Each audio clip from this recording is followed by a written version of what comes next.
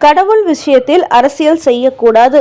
உயர் நீதிமன்றம் அடித்த எச்சரிக்கை மணி. திமுக அரசு போட்ட தடையை உடைத்தெறிந்த நீதிபதி புகழேந்தி. கடும் அதிர்ச்சியில் மு.க.ஸ்டாலின். வணக்கம் நண்பர்களே. தமிழ்நாட்டில் உள்ள இந்துக்கள் எழுச்சி பெற்றுவிடக்கூடாது, ஒற்றுமையாகிவிடக்கூடாது என்பதில் மு.க.ஸ்டாலின் உறுதியாக இருக்கிறார். அதன் காரணமாக இந்து விரோத அரசியல் செய்யும் திமுக திரைமறையில் முஸ்லிம் மசூதிகளுக்கும் கிறிஸ்தவ சர்ச்சுகளுக்கும் ஏராளமான நிதி உதவி வழங்கி வருகிறார். அதிலும் இந்து கோயில்களில் வரும் வருமானத்தையும் அவர் மசூதி சர்ச்சுகளுக்கு அனுப்பி வருவதாகவும் சொல்லப்படுகிறது. அப்படிப்பட்ட ஒரு மகா மட்டமான அரசியல் செய்யும் மு.க.ஸ்டாலின் தற்போது தமிழ் கடவுள் முருகனின் பக்தர்கள் ஜூன் 22 மதுரையில் நடத்த இருக்கும் மாநாட்டுக்கு அனுமதி கொடுக்க மறுத்து வருகிறார். தனது கைவசம் உள்ள காவல்துறை மூலம் பல தடை உத்தரவுகளை போட்டு வருகிறார்.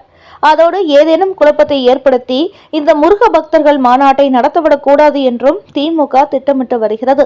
அதனால் தற்போது இந்த மாநாட்டை நடத்தும் இந்து முன்னணி மதுரை உயர் நீதிமன்றத்தில் ஒரு மனு தாக்கல் செய்திருக்கிறது. அந்த மனுவில் இந்து முன்னணி சார்பில் வருகிற ஜூன் 22 மதுரையில் முருக பக்தர்களின் ஆன்மீக மாநாடு நடைபெற உள்ளது.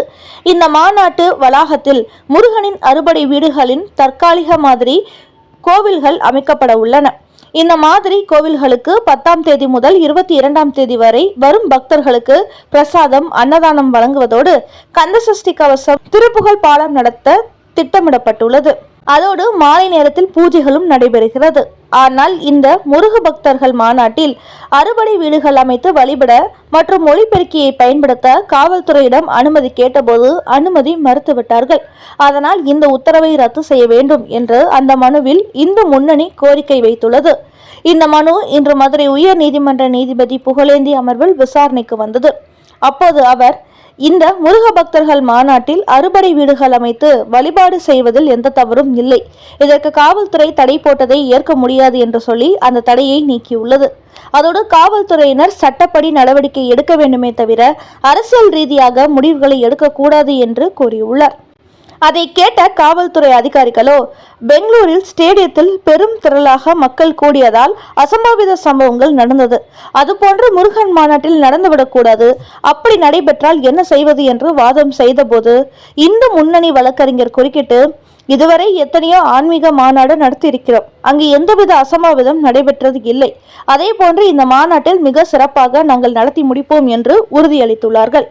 இதன் மூலம் திமுகவின் ஏவல் துறையான காவல்துறை பெங்களூர் ஸ்டேடியத்தில் சமீபத்தில் நடைபெற்ற சம்பவத்தை காரணம் காட்டி இந்த முருக பக்தர்கள் மாநாட்டை நடத்தவிடக்கூடாது என்று திட்டமிட்டே வந்திருப்பது இதன் மூலம் அம்பலத்துக்கு வந்துள்ளது.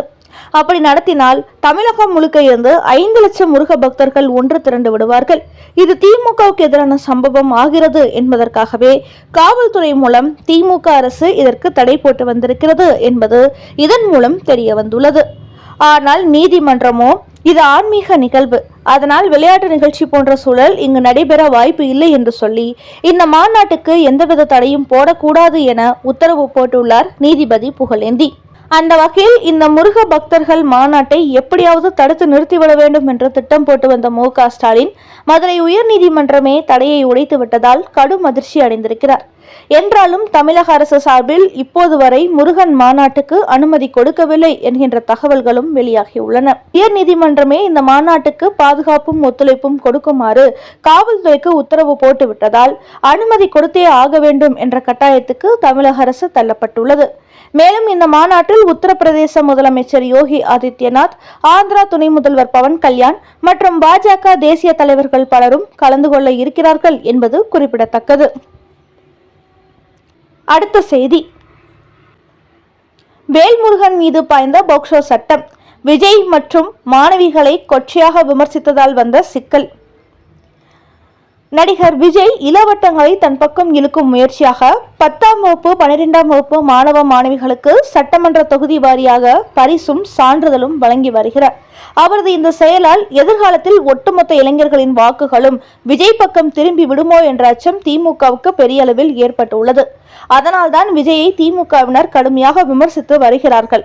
இந்த நேரத்தில் திமுக கூட்டணியில் இடம்பெற்றுள்ளார் தமிழக வாழ்வுரிமை கட்சியின் தலைவரான எம்எல்ஏ வேல்முருகன். விஜயின் இந்த பரிசளிப்பு விழாவை கடுமையாக விமர்சித்து இருந்தார். அவர் ஒரு நிகழ்ச்சியில் பேசும்போது, 2 கிராம் தங்கத்துக்காக ஒரு கூத்தாடியை கட்டிப்பிடித்து முத்தம் கொடுக்க வைக்கிறார்கள். இது தமிழருக்கு அழகா? ஈனப்பிறவிகள் தான் இப்படி செய்வார்கள் என்று கொச்சையாக விமர்சனம் செய்திருந்தார். இதற்கு சோசியல் மீடியாவில் கடுமையான எதிர்ப்புகள் எழுந்ததோடு இந்த பேச்சுக்கு வேல்முருகன் பகிரங்கமாக மன்னிப்பு கேட்க வேண்டும் என்றும் பலரும் கோரிக்கை வைத்தார்கள். ஆனால் அவரோ, நான் பேசியது சரிதான், மன்னிப்பு கேட்க முடியாது என்று அடித்து சொல்லி வந்தார். இதன் காரணமாக சில மாணவிகள் தரப்பிலிருந்து தாங்கள் அதிகப்படியான மதிப்பெண் பெற்றதற்காக தங்களை பாராட்டி சான்றிதழும் பரிசும் வழங்கினார் நடிகர் விஜய். ஆனால் இந்த நிகழ்ச்சியில் நாங்கள் கலந்து கொண்டதை வேல்முருகன் எம்எல்ஏ ஆபாசமாகவும் கொச்சையாகவும் விமர்சனம் செய்திருக்கிறார். அதனால் அவர் மீது நடவடிக்கை எடுக்க வேண்டும் என்று தேசிய குழந்தைகள் ஆணையத்திற்கு ஆன்லைனின் மூலம் புகார் அளித்துள்ளார்கள். அதோடு விஜயின் தமிழக வெற்றிக் கழக வழக்கறிஞர்களும் வேல்முருகன் பேசிய வீடியோவை தேசிய குழந்தைகள் பாதுகாப்பு ஆணையத்துக்கு அனுப்பி அவர் மீது நடவடிக்கை எடுக்குமாறு கோரிக்கை வைத்துள்ளார்கள். இதன் காரணமாகவே அரசியல் ஆதாயத்திற்காக விஜயை விமர்சிக்க வேண்டும் என்பதற்காக 2 கிராம் தங்கத்துக்காக கூத்தாடியை கட்டிப்பிடித்து முத்தம் கொடுக்க வைக்கிறார்கள் என்று மாணவிகளையும் அவர்களது பெற்றோர்களையும் தவறான கோணத்தில் பேசிய எம்எல்ஏ வேல்முருகன் மீது தற்போது போக்சோ சட்டமும் பாய்ந்துள்ளது. அடுத்த செய்தி, அமித்ஷா போட்ட வெடிகுண்டு எதிரொலி, அதிமுக திமுகவில் வெடித்த சலசலப்பு. மத்திய அமைச்சர் அமித்ஷா மதுரை வந்திருந்த போது 2026 தமிழ்நாட்டில் அதிமுக பாஜக கூட்டணி ஆட்சி உருவாகும் என்று திட்டவட்டமாக தெரிவித்தார். இதையடுத்து அதிமுகவை சேர்ந்த சில தலைவர்கள் அதற்கு எதிர்ப்பு குரல் கொடுக்க வேண்டும், அதிமுக மட்டுமே ஆட்சி அமைப்போம் என்று கூறுமாறு எடப்பாடியை வலியுறுத்தி வருகிறார்கள். என்றாலும் கூட்டணி ஆட்சி இல்லை என்று சொன்னால் இப்போதே கூட்டணி உடைந்துவிடும் என்பதை புரிந்து கொண்ட எடப்பாடி அது குறித்து எந்த கருத்தும் சொல்லாமல் அமைதி காத்து வருகிறார். அதோடு அதிமுகவை சேர்ந்த ஆர்.பி. உதயகுமார் இன்று வெளியிட்டுள்ள ஒரு செய்தியில் 2026 சட்டமன்ற தேர்தலில் எடப்பாடி பழனிசாமி தான் முதலமைச்சர் என்று கூறியிருக்கிறார். ஆனால் கூட்டணி ஆட்சி இல்லை என்பதை அவர் கூறவில்லை. அந்த வகையில் அமித்ஷாவுக்கு எதிராக கருத்து சொன்னால் இப்போதே கூட்டணி காலியாகிவிடும் என்பதால் அதிமுகவினர் அடக்கி வாசித்து வருகிறார்கள்.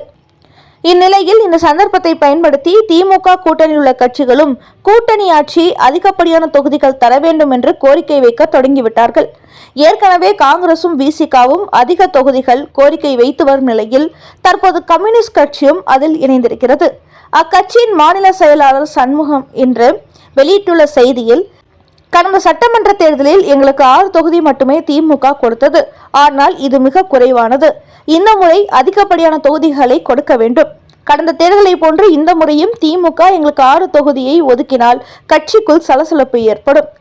தொண்டர்கள் சரியானபடி களப்பணி ஆற்ற மாட்டார்கள் என்று ஒரு அறிக்கை வெளியிட்டிருக்கும் சண்முகம் கூட்டணி ஆட்சி ஆரோக்கியமானது என்றும் கூறியுள்ளார். அந்த வகையில் இதுவரை திமுக கூட்டணியில் உள்ள காங்கிரசும் விசிகாவும் மட்டுமே கூடுதல் தொகுதி கூட்டணி ஆட்சி என்று கொடிபிடித்து வந்த நிலையில் தற்போது அந்த பட்டியலில் மார்க்சிஸ்ட் கம்யூனிஸ்ட் கட்சியும் சேர்ந்துள்ளது. ஆக மத்திய அமைச்சர் அமித்ஷா 2026 கூட்டணி ஆட்சி என்று போட்டு சென்ற குண்டு அதிமுக மட்டுமின்றி திமுக கூட்டணிகளுக்குள்ளும் வெடித்து சிதற தொடங்கியிருக்கிறது. மறுதேர்வு நடத்த வேண்டும். நீதிமன்றத்துக்கு போன நீட் தேர்வு மாணவர்கள் கடந்த மே மாதம் 4ஆம் தேதி நாடு முழுக்க நீட் தேர்வு நடைபெற்றது. அன்று சென்னையில் பெய்த கடும் மழை காரணமாக மின்சாரமும் துண்டிக்கப்பட்டது. இதனால் எங்களால் சரியாக தேர்வு எழுத முடியவில்லை என்று சென்னையைச் சேர்ந்த 3 மாணவர்கள் மறுதேர்வுக்கு உத்தரவிட வேண்டும் என்று சென்னை உயர்நீதிமன்றத்தில் மனு தாக்கல் செய்திருந்தார்கள். அதையடுத்து நீட் தேர்வு முடிவுகளை வெளியிடக்கூடாது என்று சென்னை உயர்நீதிமன்றம் இடைக்கால தடை போட்டிருந்தது.